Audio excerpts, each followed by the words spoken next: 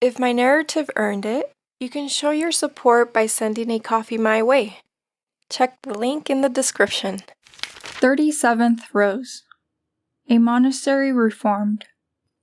A nobleman who had several daughters entered one of them in a lax monastery, where the nuns were very proud and thought of nothing else but worldly pleasures.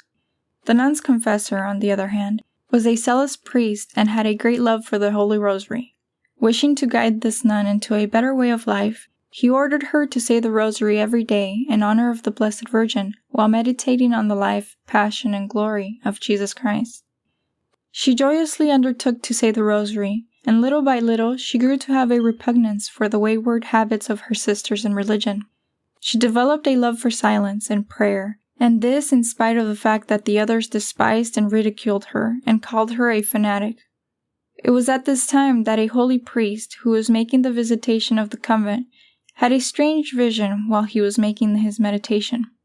He saw a nun in her room, wrapped in prayer, kneeling in front of a lady of breathless beauty, who was surrounded by angels. The latter had flaming spheres, with which they repelled a crowd of devils who wanted to come in. These evil spirits then fled to the other nuns' rooms under the guise of vile animals. By this vision, the priest became aware of the lamentable state the monastery was in, and he was so upset that he thought he might almost die of grief. He immediately sent for the young religious and exhorted her to persevere. Once he pondered on the value of the Rosary. He decided to try to reform the sisters by means of it. He bought a supply of beautiful rosaries and gave one to each nun, imploring them to say the Rosary every day, even going so far as to promise them that, if they would only say it faithfully, he would not try to force them to alter their lives. Wonderful and strange as it may seem, the nuns agreed to this pact and were glad to be given the rosaries and promised to say them. Little by little, they began to give up their empty and worldly pursuits, letting silence and recollection come into their lives.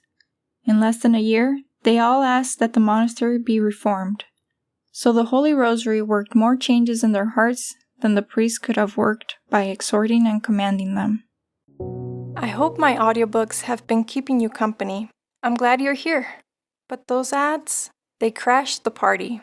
That's why I made a premium ad-free version, same voice, same stories, and 0 interpretations. One purchase, no subscription. You keep them forever. It helps me keep creating. Check the description. Let's lose the ads together.